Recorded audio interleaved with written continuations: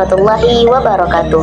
Video ini kami buat untuk menyelesaikan tugas mata kuliah Bahasa Indonesia Program Pendidikan Agama Islam Fakultas Tarbiyah dan Keguruan Universitas Riyadul Ulum Tasikmalaya. Dalam video kali ini kami akan membahas fenomena kesalahan berbahasa dalam acara formal, kajian penggunaan bahasa Indonesia oleh masyarakat dan akademisi. Nah, kenapa kami tertarik untuk membahas masalah ini?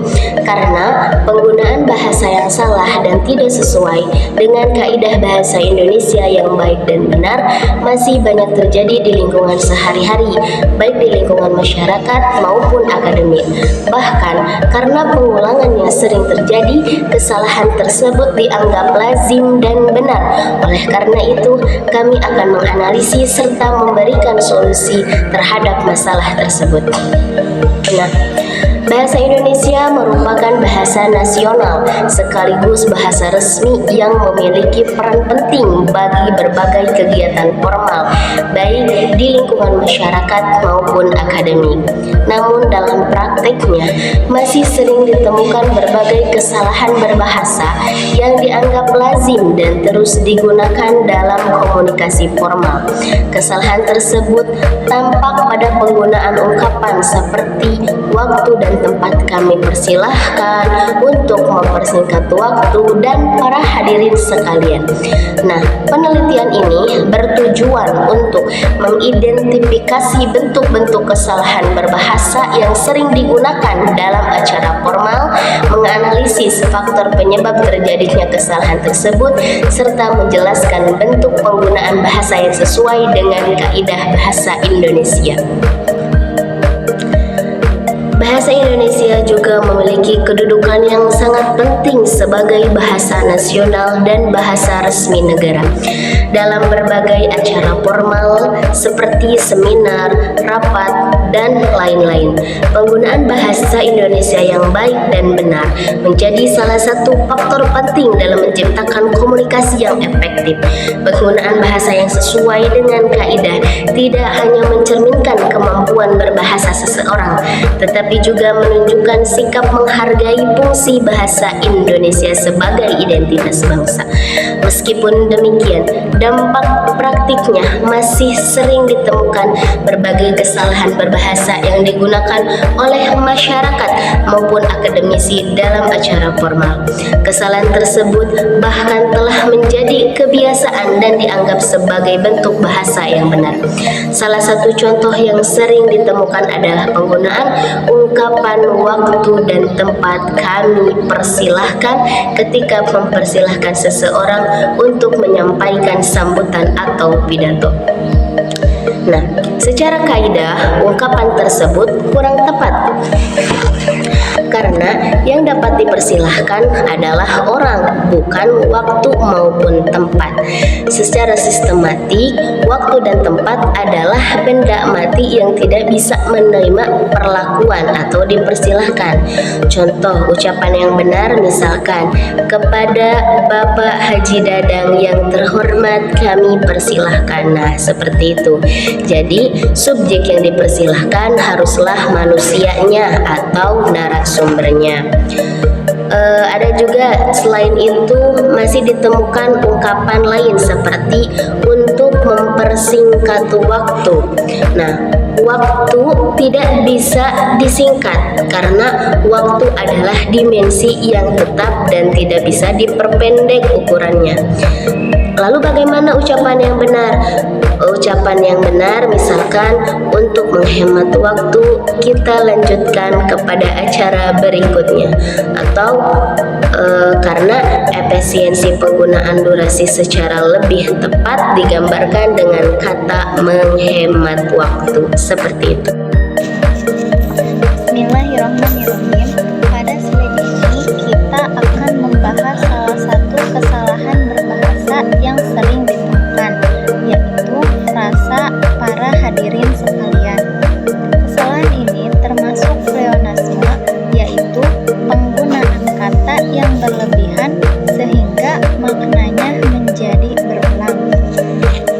Kata hadirin sendiri sudah bermakna banyak orang yang hadir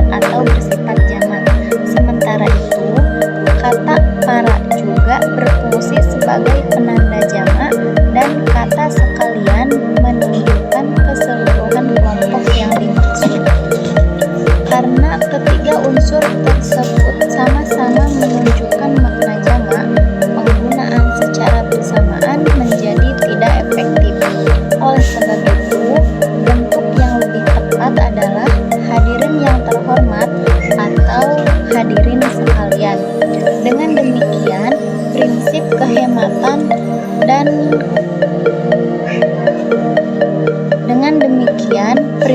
kehematan dan kata tetap terjaga dalam kalimat menjadi lebih efektif.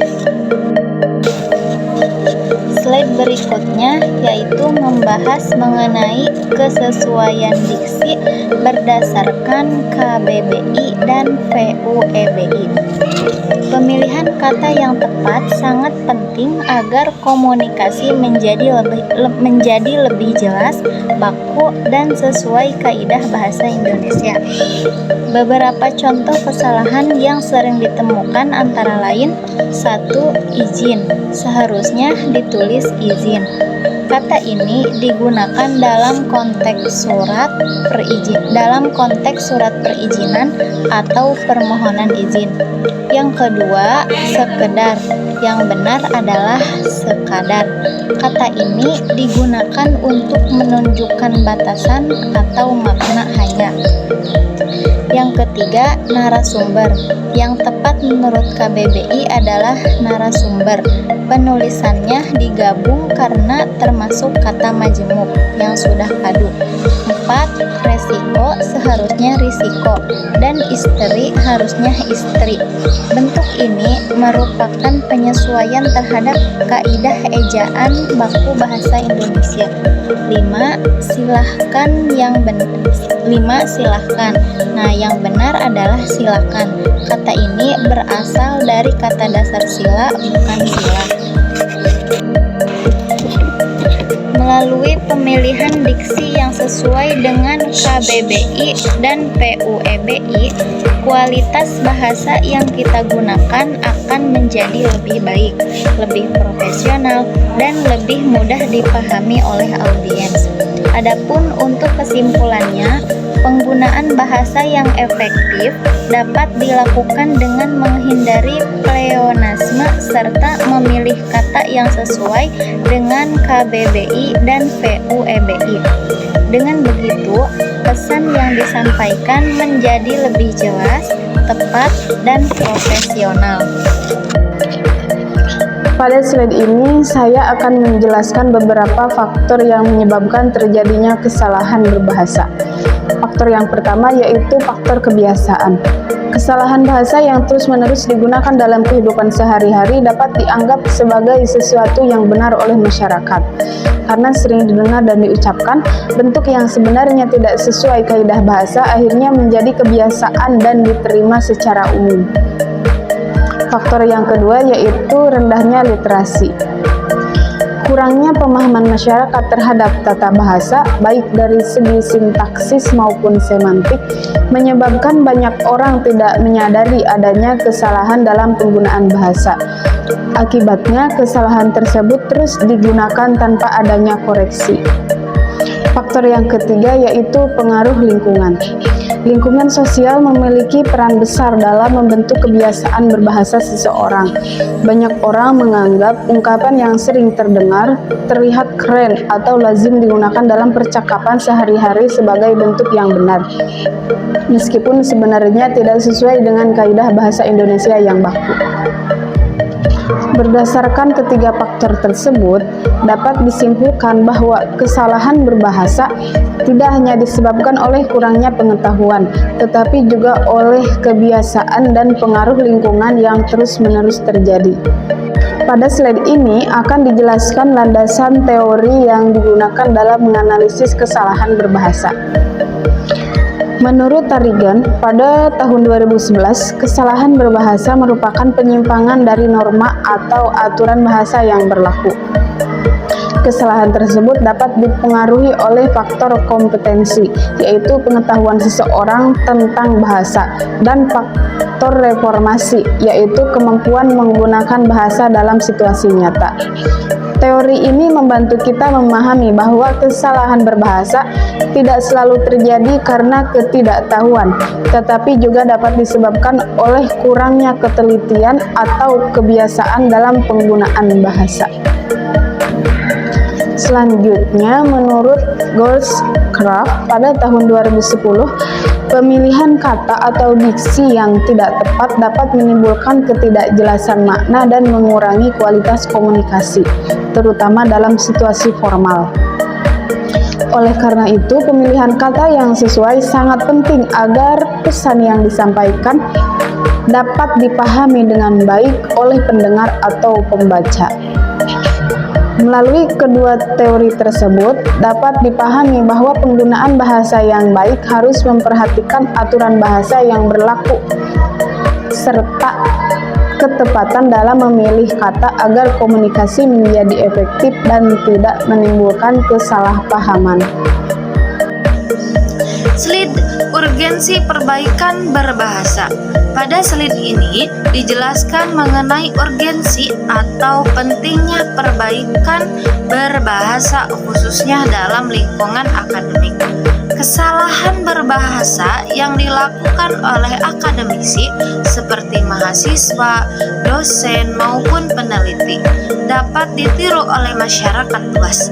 Jika kesalahan tersebut terus terjadi dan dianggap biasa, maka kualitas bahasa Indonesia sebagai bahasa ilmu pengetahuan dapat menurun. Oleh karena itu, diperlukan upaya perbaikan melalui beberapa langkah. Pertama, edukasi berkelanjutan agar masyarakat semakin memahami pengguna bahasa yang baik dan benar. Yang kedua, pembiasaan penggunaan ragam bahasa baku dalam kegiatan akademik maupun formal. Yang ketiga, meningkatkan literasi kebahasaan menggunakan bahasa Indonesia menjadi lebih baik.